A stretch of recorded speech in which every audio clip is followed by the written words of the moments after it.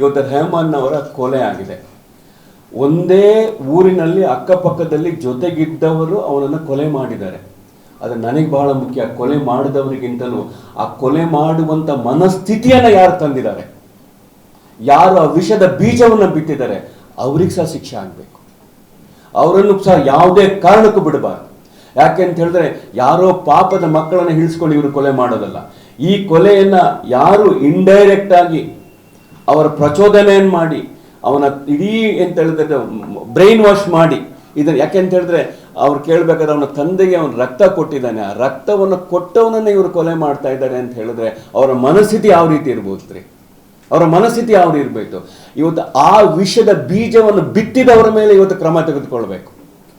ಕೊಲೆ ಮಾಡಿದವನಿಗಿಂತಲೂ ಹೆಚ್ಚಿನ ಕಠಿಣ ಶಿಕ್ಷೆಯನ್ನು ಈ ದ್ವೇಷದ ಬೀಜವನ್ನು ಬಿತ್ತಿಟ್ಟಿರೋದು ಯಾರೇ ಆಗಿರಲಿ ಅವರ ಬಗ್ಗೆ ಕಠಿಣ ಶಿಕ್ಷೆ ತಗೊಳ್ಬೇಕು ಅಂತ ನಾನು ಹೇಳ್ತಾ ಇದ್ದೀನಿ ಸರ್. ಯಾವುದೇ ನಿರಪರಾಧಿಯ ಬಗ್ಗೆ ನಾನು ಪೊಲೀಸ್ ಅಧಿಕಾರಿಗಳ ಹತ್ರ ಮನವಿ ಮಾಡ್ಕೊಳ್ಳೋದಿಷ್ಟೇ, ಯಾರೇ ಒಬ್ಬ ನಿರಪರಾಧಿ ಇದ್ರು ಅವರ ಮೇಲೆ ತಾವು ಯಾವುದೇ ಗಡಿಪಾರುಗಳನ್ನು ಮಾಡಬೇಕು ಅಂತ ಹೇಳಿದಾಗ ಕೂಲಂಕಷವಾಗಿ, ಯಾಕೆಂತ ಹೇಳಿದ್ರೆ ಗಡಿಪಾರು ಮಾಡಿಕೊಂಡು ಅವರು ಕೋರ್ಟಿಗೆ ಹೋದಾಗ ಅದು ಬಿಟ್ಟು ಹೋಗಬಾರದು. ಅದನ್ನ ಸಮರ್ಥನೆ ಮಾಡಿಕೊಳ್ಳುವಂತ ಸಂಪೂರ್ಣವಾದಂತಹ ಅವರಿಗೆ ಬಲವಾದ ಕಾರಣಗಳಿರಬೇಕು. ಅದನ್ನ ನಾನು ಮನವಿ ಮಾಡ್ಕೊಳ್ತಾ ಇರೋದು. ಈಗ ಸರ್ಕಾರ ಬಂದು 2 ವರ್ಷ ಇತ್ತು. 2 ವರ್ಷದಲ್ಲಿ ಇದುವರೆಗೂ ನಡೆದ ಕೊಲೆಗಳಿತ್ತು ಸರ್ಕಾರ ಬಂದ ಮೇಲೆ. ಅದಕ್ಕೆ ಏಕೆ ಇದುವರೆಗೆ ಕಠಿಣ ಕ್ರಮ ಕೈಗೊಳ್ಳಿಲ್ಲ? ಈಗ ಮಾತ್ರ ಹೇಗೆ ಎಚ್ಚರಾಗಿತ್ತು? ಅಲ್ಲ ಸರ್, ಕಠಿಣ ಕ್ರಮ ತಗೊಂಡಿಲ್ಲ ಅಂತಲ್ಲ, ತಗೊಳ್ತಾ ಇದ್ವಿ ಸರ್. ನಾವು ನಾಟ್ ತಗೊಳ್ತೀವಿ ಅಂತ ಹೇಳಿಲ್ಲ.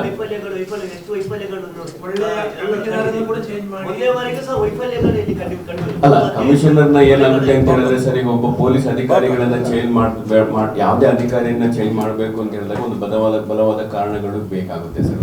ಒಮ್ಮೆಗೆ ನಾವು ಚೇಂಜ್ ಮಾಡ್ಲಿಕ್ಕೆ ಆಗೋದಿಲ್ಲ. ಇದು ವ್ಯವಸ್ಥೆ ಪ್ರಕಾರ ಅಲ್ಲ, ಅದು ಅಧಿಕಾರ. ಈಗ ನಮ್ಗೇನಂತ ಹೇಳಿದ್ರೆ ಯಾವ ಅಧಿಕಾರಿಗಳು ಬಂದ್ರು ಒಳ್ಳೆಯವರೇ ಬರ್ಬೇಕು ಅನ್ನೋ ಮನೋಭಾವನೆ ಇರುವಂತದ್ದು.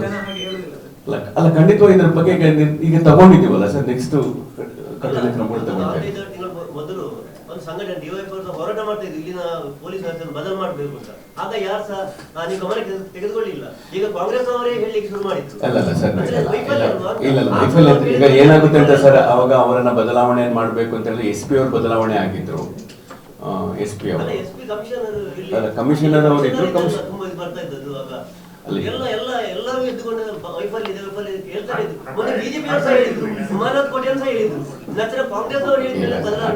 ಈಗ ಬದಲಾವಣೆ ಮಾಡಿದ್ವಿ ಸರ್.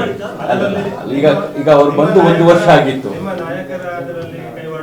ಇಲ್ಲ ಸರ್, ಯಾವ ನಾಯಕರಿಗೆ ನಾಯಕರು ಇಲ್ಲದೆ ನಾವು ಬದಲಾವಣೆ ಮಾಡಿಲ್ವಾ? ಯಾವ ನಾಯಕರುಗಳು ಇಲ್ದೇನೂ ಬದಲಾವಣೆ ಮಾಡಿದ್ವಿ? ಇಲ್ಲ, ಮಾಡಿದೀವಿ ಸರ್. ಈಗ ಆಗೋಗಿದೆ. ಖಂಡಿತವಾಗಿ ಅದಕ್ಕೆ ಏನ್ ಮಾಡ್ಬೇಕಂದ್ರೆ ನಾವು ಮಾಡ್ತೀವಿ ಸರ್.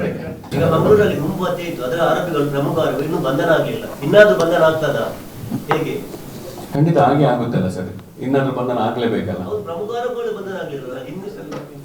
ಪ್ರಮುಖ ಆರೋಪಿಗಳು ಈಗ ಪೊಲೀಸ್ ಇಲಾಖೆಗೆ ಈಗ ಪಿಸ್ತೂಲ್ ರವಿ ಅನ್ನೋರನ್ನು ಬಂಧಿಸಬೇಕು, ಅವರು ಪ್ರಮುಖ ಆರೋಪಿ ಅಂತ ಅವರು ಹೇಳಿ. ಅಲ್ಲ, ಆರೋಪಿಗಳು ನಾವು ಹೇಳಿದ ಕೂಡ ಅವ್ರು ಬಂಧನ ಮಾಡೋದಲ್ಲ ಸರ್. ಅದರಲ್ಲಿ ಇದರ ಇಲ್ಲ ಅನ್ನೋದು ನೋಡ್ಬೇಕಲ್ಲ. ಅದನ್ನ ಪೊಲೀಸ್ ಇಲಾಖೆ ಕೊಟ್ಟಿದ್ದೀವಿ ನಾವು. ಅಲ್ಲ, ಇದು ನಾವು ಹೇಳೇ ಹೇಳ್ತೀವಲ್ಲ, FIR ಅಲ್ಲಿ ಇದೆ ಅಂತ ಹೇಳಿದ್ರೆ ಖಂಡಿತವಾಗಿ ನಾವು ಕಮಿಷನರ್ ಕೇಳೇ ಕೇಳ್ತೀವಿ ಸರ್. ಅಲ್ಲ, ಕೇಳ್ತೀವಿ ಅವರನ್ನ. ಈಗ ನೀವು ಹೇಳಿದಿರಲ್ಲ, ಖಂಡಿತವಾಗಿ ಕೇಳ್ತೀವಿ. ಇಲ್ಲ, ಖಂಡಿತವಾಗಿ ಕೇಳ್ತೀವಲ್ಲ ಸರ್. ಈಗ ಹೊಸ ಕಮಿಷನರ್ ಬಂದಿದ್ರೆ ಕೇಳ್ತೀವಿ ಅವರನ್ನ. ಇಲ್ಲ ಮೇಡಮ್, ಮಾಡ್ತಾ ಇದ್ದೀವಿ ಖಂಡಿತವಾಗಿ ಮಾಡ್ತೀವಿ. ಇಲ್ಲ, ಮಾಡ್ತೀವಿ ಅಂತ ಹೇಳಿದ್ರೆ ಆಲ್ರೆಡಿ ಲೀಸ್ ಅನ್ನ ಕೊಟ್ಟಿದ್ದಾರೆ, ಅಪ್ರೂವ್ ಆಗಿದೆ, ಗಜೆಟೆಡ್ ಅಲ್ಲಿ ಬಂದಿದೆ. ಅದು ಮಾಡ್ತಾ ಇದ್ದೀವಿ ಅದನ್ನ ನಿರಂತರವಾಗಿ. ಮತ್ತೊಮ್ಮೆ ಈಗ ಇದೆಲ್ಲ ಏನಂತ ಹೇಳಿದ್ರೆ ಈ ಕಮಿಟಿ ಬರ್ತಾ ಇರುವಂತದ್ದು, ಇದನ್ನೆಲ್ಲ ಏನೇನು ಲೂಪ್ ಹೋಲ್ಸ್ಗಳಿದೆ ಇದನ್ನೆಲ್ಲದನ್ನ ಮತ್ತೊಮ್ಮೆ ಸರ್ಕಾರದ ಗಮನಕ್ಕೆ ತರಬೇಕು ಅನ್ನೋ ಉದ್ದೇಶದಲ್ಲಿ ಈ ಕಮಿಟಿಯನ್ನು ತರ್ತಿರುವಂತದ್ದು. ಆಗುವಾಗ ಈ ಸರ್ಕಾರದ ಈ ನಡೆ ಸ್ವಲ್ಪ ಸ್ಲೋ ಆಗಿದೆ ಅಂತ ಅನಿಸಿಲ್ಲ. ತಕ್ಷಣದ ಕ್ರಮ ಯಾವುದನ್ನು ತಗೊಳ್ಳೋದಿಲ್ಲ. ಈಗ ಒಂದು ಕೊಲೆ ಆಯಿತು ಅಥವಾ ಇದಾಯಿತು, ಅದನ್ನು ತಡೆಗಟ್ಟಲಿಕ್ಕೆ ಯಾವುದೇ ತಕ್ಷಣದ ಕ್ರಮಗಳಿಲ್ಲ. ಈಗ ಅದನ್ನ ನಾವು ಅದಕ್ಕೆ ಸಮಿತಿ ಬರ್ತಾ ಇರೋ ಉದ್ದೇಶನೇ ಅದಲ್ವಾ ಸರ್? ಯಾವ ರೀತಿಯಲ್ಲಿ ನಾವು ಫೇಲ್ಯೂರ್ ಆಗಿದ್ದೀವಿ, ಯಾವ ಕ್ರಮಗಳನ್ನ ತೆಗೆದುಕೊಳ್ಬೇಕು ಅಂತ ಹೇಳಿ ಅಧ್ಯಯನ ಮಾಡಿಕೊಂಡು ತಮ್ಮ ಇಂದೆಲ್ಲ ಸಲಹೆಗಳನ್ನ ಪಡೆದುಕೊಂಡು ಕೊಡ್ಲಿಕ್ಕೇನೆ ಈ ಕಮಿಟಿಯನ್ನ ಬರ್ತಾ ಇರೋದು ಸರ್. ತಾವುಗಳು ಸಹ ತಮ್ಮ ಸಲಹೆಗಳನ್ನ ಅವ್ರಿಗೆ ಕೊಡಬೇಕು. ಸಲಹೆಗಳನ್ನು ಕೊಟ್ಟು ಕೊನೆಗೆ ಏನಂತ ನಮ್ಗೊಂದು ಉತ್ತಮವಾದ ವಾತಾವರಣದಲ್ಲಿ ಕರಾವಳಿಯನ್ನು ಕಟ್ಟೋಣ, ಕರಾವಳಿ ಜಿಲ್ಲೆಗಳನ್ನ. ಘಟನೆಗಳು ನಡೆದಾಗ ಅಲ್ಲಿ ಕೂತ್ಕೊಂಡು ಗೃಹ ಮಂತ್ರಿಗಳು ಏನೇನು ಹೇಳಿಕೆಗಳು ನೀಡಿ ಅದು ಕೂಡ ಕೆಲವು ವಿವಾದಕ್ಕೆ ಕಾರಣವಾಗ್ತದೆ. ಅದು ಸಹ ನಿಮ್ದು ವೈಫಲ್ಯ ಅಲ್ವಾ? ಅದರಲ್ಲೂ ಜಿಲ್ಲಾ ಉಸ್ತುವಾರಿ ಸಚಿವರು ಅವರು ಸಹ ಏನು ಸರ್, ಜಿಲ್ಲೆ ಉಸ್ತುವಾರಿ ಸಚಿವರು ನಾನು ಬಹಳ ಸ್ಪಷ್ಟವಾಗಿ ಹೇಳ್ತೀನಿ ಸರ್. ಜಿಲ್ಲಾ ಉಸ್ತುವಾರಿಯವರ ಬಗ್ಗೆ ನಾನು ಕರ್ನಾಟಕ ಪ್ರದೇಶದ ಕಾರ್ಯಾಧ್ಯಕ್ಷನಾಗಿದೆ, ಹಲವಾರು ಜಿಲ್ಲೆಗಳಿಗೆ ಹೋಗ್ತಾ ಇದ್ದೀನಿ. ಬಟ್ ನಮ್ಮ ಇರುವಂತಹ ಜಿಲ್ಲಾ ಉಸ್ತುವಾರಿ ಸಚಿವರಷ್ಟು ಸಲ ಕಾರ್ಯಮುಖಂಡರು ಯಾರೂ ಇಲ್ಲ ಸರ್. ಬಹಳ ಸ್ಪಷ್ಟವಾಗಿ ಹೇಳ್ತೀನಿ. ಪ್ರತಿ ಒಂದಕ್ಕೂ ಸ್ಪಂದನೆ ಏನು ಮಾಡ್ತಾರೆ, ಪ್ರತಿ ತಾಲೂಕುಗಳಿಗೆ ಭೇಟಿಯನ್ನು ಕೊಡ್ತಾ ಇದ್ದಾರೆ, ಪ್ರತಿಯೊಬ್ಬರನ್ನ ಮೀಟ್ ಮಾಡ್ತಾ ಇದ್ದಾರೆ, ಪ್ರತಿಯೊಬ್ಬರನ್ನ ಭೇಟಿ ಮಾಡ್ತಾ ಇದ್ದಾರೆ. ಅವರು ಸಂಪೂರ್ಣವಾಗಿ ಯಾವುದೇ ರೀತಿಯ ಹಸ್ತಕ್ಷೇಪವನ್ನು ಮಾಡದೆ ಕೆಲಸ ಮಾಡ್ತಾ ಇರುವಂಥದ್ದು ನಮ್ಮ ಒಂದು ಉಸ್ತುವಾರಿ ಸಚಿವರು ಸರ್. ನಮಗೆ ಈಗ ನನ್ನ ಪ್ರಕಾರ ನನಗೆ 5-6 ಜಿಲ್ಲೆಗಳಿದೆ ಉಸ್ತುವಾರಿಗಳಾಗಿ. ಬಟ್ ಇವರಷ್ಟು ಸಲ ಭೇಟಿಯನ್ನು ಕೊಟ್ಟವರು ಯಾರೂ ಇಲ್ಲ, ಇವರಷ್ಟು ಒಂದು ಸ್ಪಂದನೆಯನ್ನು ಮಾಡ್ತಾರೋ ಯಾರೂ ಇಲ್ಲ. ಎಲ್ಲನೂ ನಮ್ಮ ಉಸ್ತುವಾರಿ ಸಚಿವರು ಮಾಡ್ತಾ ಇದ್ದಾರೆ ಸರ್. ಸುಮ್ಮನೆ ಯಾರೋ 1-2-3 ಜನಕ್ಕೆ. ಆಮೇಲೆ ಉಸ್ತುವಾರಿ ಸಚಿವರನ್ನು ಭೇಟಿ ಮಾಡೋದು ತಮ್ಮ ವೈಯಕ್ತಿಕ ಕಾರಣಗಳಿಂದ ಕೆಲವರು ಭೇಟಿ ಮಾಡ್ತಾರೆ. ಆ ವೈಯಕ್ತಿಕ ಕಾರಣಗಳಿಂದ ಕೆಲಸ ಆಗಿಲ್ಲ ಅಂತ ಹೇಳಿದ್ಕೊಳ್ಳೆ ಅವರಿಂದ ಆಗಿಲ್ಲ ಅನ್ನೋ ಭಾವನೆಯನ್ನು ನಾವು ಬಿತ್ತುತ್ತಾ ಇರುವಂಥದ್ದು. ವೈಯಕ್ತಿಕ ಕಾರಣಗಳ ಕೆಲಸಗಳನ್ನ ಮಾಡ್ಲಿಕ್ಕೆ ಆಗ್ಲಿಕ್ಕಿಲ್ಲ. ಅದು ಕೂಡಲೇ ಉಸ್ತುವಾರಿ ಸಚಿವರು ನಿಂತಾರೆ. ಉಸ್ತುವಾರಿ ಸಚಿವರು ಒಬ್ಬ ಯುವಕ ಕಾಂಗ್ರೆಸ್ನಿಂದ ಬಂದಂಥವ್ರು, ಕಾಂಗ್ರೆಸ್ ಪಕ್ಷದ ಅಧ್ಯಕ್ಷದಂಥವ್ರು, ಪಕ್ಷದ ಎಲ್ಲ ವಿಚಾರಗಳನ್ನ ಬರೆದಂಥವ್ರು, 5 ಸಲ MLA ಆದಂಥವ್ರು ಇದ್ದಾರೆ ಸರ್. ಅವ್ರ ಬಗ್ಗೆ ನಾನು ಒಪ್ಕೊಳ್ಳೋಕೆ ರೆಡಿನೇ ಇಲ್ಲ ಸರ್. ಯಾಕಂದ್ರೆ ಸರ್, ಗೃಹ ಮಂತ್ರಿಗಳು ರಾಜ್ಯದ ಹಿರಿಯ ನಾಯಕರಲ್ಲ ಸರ್. ಹೌದು, ಹಿರಿಯ ನಾಯಕರು ಸರಿ. ಅವ್ರು ಹೇಳುವಂತ ಹೇಳಿಕೆಗಳು ಎಷ್ಟು ವಿವಾದ ಸೃಷ್ಟಿಸಿದಾರಲ್ವಾ ಇಲ್ಲಿ. ಸರ್, ಏನಾಗುತ್ತೆ ಅಂತ ಹೇಳಿದಾಗ ಮೈಕ್ ಬಾಯಲ್ಲಿ ಇಟ್ಬಿಡ್ತಾರೆ, ಹಿಂದೂ ಪರಾಮರ್ಶೆ ಮಾಡ್ಕೊಳ್ಳಲ್ಲ ಕೆಲವು ಸಲ ಅಂತ ಕೆಲವುಗಳು ನಾಯಕರುಗಳಿಗೆ ತಪ್ಪಾಗಿ ಆಗುತ್ತೆ ಸರ್. ವೈಫಲ್ಯ ಒಪ್ಕೊಳ್ಳೋಂತ ಕ್ವಶನ್ ಇಲ್ಲ ಸರ್ ಅದರಲ್ಲಿ. ಆಮೇಲೆ ಏನಾಗುತ್ತೆ ಅಂತ ಹೇಳಿದ್ರೆ ತಪ್ಪು ಮಾಹಿತಿಗಳು ಕೊಟ್ಟಿರ್ತಾರೆ. ಈಗ ಕೆಲವು ಸಲ ಏನಾಗುತ್ತೆ ಅಂತ ಹೇಳಿದ್ರೆ ಅಧಿಕಾರಿಗಳಿಂದನೋ ಯಾವುದಿಂದನೋ ತಪ್ಪು ಮಾಹಿತಿಗಳು ಓದಂತ ಸಂದರ್ಭ ಅದೇ ಅವರು ಸತ್ಯ ಅಂತ ನಂಬಿಟ್ಟಿರ್ತಾರೆ ಸರ್. ಈಗ ನಾವುಗಳು ಅಷ್ಟೇ ಇಲ್ಲಿ ಮಾತಾಡ್ಬೇಕಾದ್ರೆ 100 ಸಲ ಹೌದು ಅವ್ರು ಅಲ್ಲಿಂದ ಬಂದು ನೋಡ್ಕೊಂಡು ಬರಬೇಕು. ನೀವು ಎಲ್ಲದನ್ನು ಬಿಟ್ಟು ಯಾವ್ದನ್ನ ಹೇಳಿರ್ತೀವಿ ಅದನ್ನ ಇಟ್ಕೊಂಡಿರ್ತೀರ. ಹಾಗಾಗಿ ಇರುತ್ತೆ ಸರ್, ಖಂಡಿತವಾಗಿ ಮಾಡ್ತೀವಿ. ಇಲ್ಲ ಸರ್, ಈಗ ಅದನ್ನ ತಿದ್ಕೊಳ್ತಾ ಇದೀವಲ್ಲ ಸರ್. ನಾವು ಹೇಳಿದ್ವಿ, ಅವರು ತಿದ್ಕೊಂಡಿದ್ದಾರೆ ಸರ್. ಇಲ್ಲ ಸರ್, ನಾನು ತಪ್ಪು FIR ಮಾಡ್ಲಿಕ್ಕೆ ಸಾಧ್ಯನೇ ಇಲ್ಲ ಸರ್. ಅದಕ್ಕೆ ತಾವು ಹೇಳಿದ್ವಲ್ಲ ಸರ್. ಒಬ್ಬ ಕೊಲೆಯಾದವನನ್ನು ಅವ ಏನೋ ಕುಡಿದು ಸತ್ತಿದ್ದಾನೆ ಏನಂತ ಹೇಳಿ ಅವರು ಶವವನ್ನೇ ತೋರಿಸದೆ ಎಷ್ಟೆಲ್ಲ ಇದು ಮಾಡಿ ರಾದ್ಧಾಂತ ಮಾಡಿದವರು ಹೇಗೆ ನ್ಯಾಯ ಸಿಗ್ತದೆ ಅಂತ ನಿಮಗೆ ನಂಬಿಕೆ ಇದೆ ಸರ್? ಈಗ ಅದಿಲ್ಲ, ಕಂಪ್ಲೀಟ್ ಬದಲಾವಣೆ ಆಗಿದೆಲ್ಲ ಸರ್. ಈಗ ಚೇಂಜ್ ಮಾಡಿದ್ದೀವಿ, ಮಾಡ್ತಾ ಇದ್ದೀವಿ. ಇಲ್ಲ ಸರ್, ಯಾಕೆ FIR first investigate and report, ಆಮೇಲೆ ಅದನ್ನು ಚೇಂಜ್ ಮಾಡ್ಲಿಕ್ಕೆ ಹಲವಾರು ಇದೆಯಲ್ಲ sir. FIR is not the final report. That's the first investigation report. Dakshina Kannada ಜಿಲ್ಲಾ ಪೊಲೀಸ್ ವ್ಯಾಪ್ತಿಗೆ ಕಮಿಷನರ್ ಮಾಡಬಹುದಲ್ಲ ಸರ್. ಈಗ ಇವ್ರು ಮಾಡಿದ್ರೆ ಅವ್ರು ಮಾಡಿ. ಈಗ ಸರ್, ಈಗ ಒಂದು ಗಡೀಪಾರು ಮಾಡಬೇಕು ಅಂತ ಹೇಳಿದಾಗ ಹಲವಾರು ತನ್ನದೇ ಆದಂತ ಅದಕ್ಕೆ ಇದಿರುತ್ತೆ ಸರ್, ಮಾನದಂಡಗಳಿರುತ್ತೆ. ಈಗ ಇಲ್ಲಿ ಮಾಡ್ಬೇಕಲ್ಲ ಸರ್. ಈಗ ಇಲ್ಲಿ ಇಲ್ಲದೆ ಇರ್ಬೋದು, ಇಲ್ಲಿ ಕಮಿಷನರೇಟ್ ಅಲ್ಲಿ ಹೊರಗಡೆ ಇರುವುದನ್ನು ಮಾಡಿರ್ಬೋದು. ಅದ್ರ ಬಗ್ಗೆ ಯಾರ ಬಗ್ಗೆ ಒಂದು ಗಡೀಪಾರು ಮಾಡಬೇಕು ಅಂತ ಹೇಳಿದ್ರೆ ಸುಮ್ನೆ ಮಾಡ್ಲಿಕ್ಕೆ ಆಗೋದಿಲ್ಲಲ್ಲ ಸರ್. ಇಲ್ಲ ಸರ್, ಅದ್ರ ಬಗ್ಗೆ ನೀವೇನು ಡೌಟ್ ಅನುಮಾನ ಪಡ್ಬೇಡಿ ಸರ್. ಈಗ ಕಮಿಷನರ್ ಬಗ್ಗೆ, ಅಧಿಕಾರಿಗಳ ಬಗ್ಗೆ ಯಾವುದೇ ರೀತಿಯ ಅನುಮಾನ ಬೇಡ ಸರ್. ನಾವು ಯಾವುದೇ ರೀತಿಯ ಹಸ್ತಕ್ಷೇಪ ಮಾಡೋದಿಲ್ಲ, ಮಾಡ್ಲಿಕ್ಕೆ ಬಿಡೋದಿಲ್ಲ ಅಂತ ನಾವು ಹೇಳಾಗಿದೆ ಸರ್. ಅವರಿಗೆ ಸಂಪೂರ್ಣವಾದ ಸ್ವಾತಂತ್ರ್ಯವನ್ನ ಕೊಟ್ಟಿದ್ದೀವಿ. ಯಾರು ಅಲ್ಪಸಂಖ್ಯಾತ ಮುಖಂಡರು ಮಂದಿ ಸರ್, ಈಗ ಕಾಂಗ್ರೆಸ್ ಪಕ್ಷ ಒಂದು ಶಿಸ್ತನ್ನ ಕಾಪಾಡ್ಕೊಂಡು ಬರುತ್ತೆ ಸರ್. ಆ ಶಿಸ್ತನ್ನ ಎಲ್ಲಿ ಮೀರಿದಂತ ಸಂದರ್ಭದಲ್ಲಿ ಅವರಿಗೆ ನೀವು ಯಾಕೆ ಈ ರೀತಿ ಮಾಡಿದೀರಾ, ಈ ರೀತಿ ಮಾಡಬಹುದಿತ್ತ ಮಾಡಬಾರ್ದಿತ್ತ ಅಂತ ಹೇಳಿ ಕೇಳುವಂಥದ್ದು ಪಕ್ಷದ ಅಧ್ಯಕ್ಷರದ ಒಂದು ನಿರ್ಧಾರ. ಅವ್ರು ಕೊಟ್ಟಿದ್ದಾರೆ, ಅವ್ರು ಅದಕ್ಕೆ ಏನು ಉತ್ತರವನ್ನು ಕೊಡ್ತಾರೆ, ಸಮಾಜಕ್ಕೆ ಕೊಡ್ತಾರೆ ಅನ್ನೋದ್ರ ಬಗ್ಗೆ ನಿರ್ಧಾರ ತಗೊಳ್ಳುವಂಥದ್ದು ಸರ್. ಯಾರು ಸರ್? ಅಧ್ಯಕ್ಷರ ಕಾಲು ಇರ್ಬೇಕಾಗಿದೆ ನೋಡಿ, ನಿಮ್ಗೆ ಗೊತ್ತಿದೆಯಲ್ಲ ಗೊತ್ತಿಲ್ಲ. ಅವ್ರದ್ದು ಈಸ್ ಎ ಫ್ರಾಕ್ಚರ್ಡ್ ಲೆಗ್, ಹಾಗಾಗಿ ಅವ್ರು ಬಂದಕ್ಕಾಗಿಲ್ಲ. Thank you very much sir. ಪ್ರಶ್ನೆ ಮಾಡಿದ ಎಲ್ಲರನ್ನು ಸಹ ಹೀಗೆ ಅಮಾನತು ಮಾಡುವಂತ ನೋಟಿಸ್ ಕೊಡ್ತೀರಾ ಅಂತ ಒಂದೇ ಉಸ್ತುವಾರಿ ಸಚಿವರ ಪ್ರೆಸ್ ಮೀಟ್ ಅಲ್ಲಿ ಸಹ ಒಂದು ಕೇಳಿದ್ದಾರೆ. ಅವರನ್ನು ಸಮಾನತು ಮಾಡ್ತೀರಾ ಹೇಗೆ ಸರ್? ನಾನಲ್ಲ ಸರ್, ಅದನ್ನ ನಾಟ್ ಅಂತ ಮಾಡೋದು, ಅದೇ ನಾನ್ ಮಾಡೋದಲ್ಲ. ಅದನ್ನ ಅಲ್ಲ ಬಂತಂತೆಲ್ಲ ಸರ್.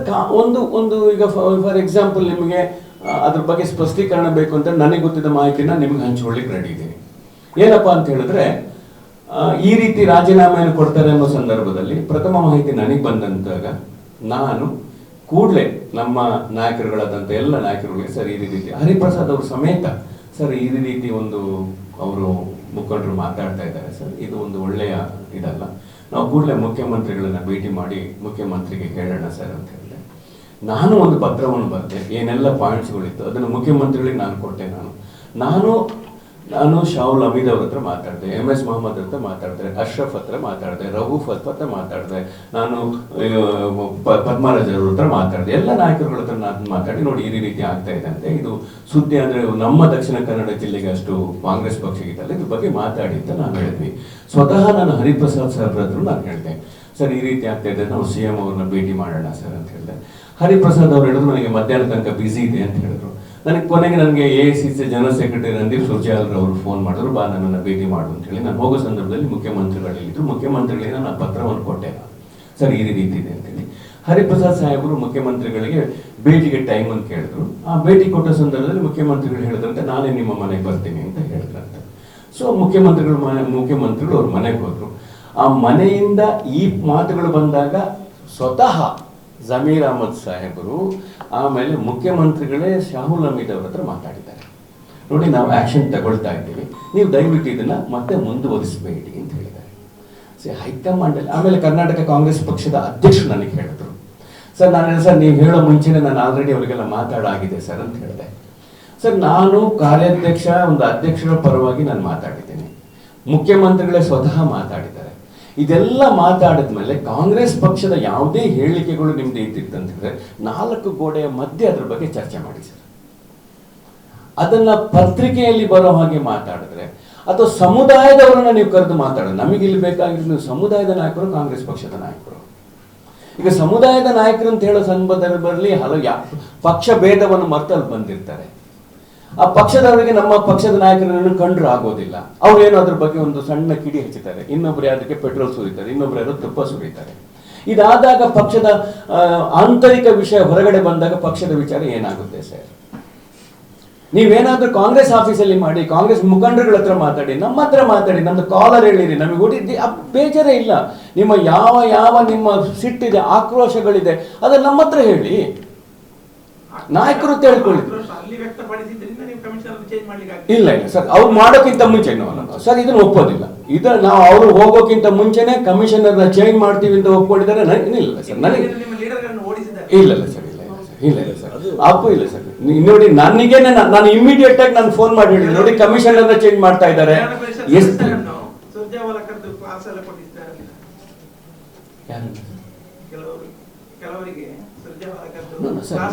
ಸರ್ ಇದು ಏನಾಗುತ್ತೆ ಅಂತೇಳಿ ಈ ರೀತಿ ಸರ್ ನಾನು ಅದರಲ್ಲಿದ್ದೆ.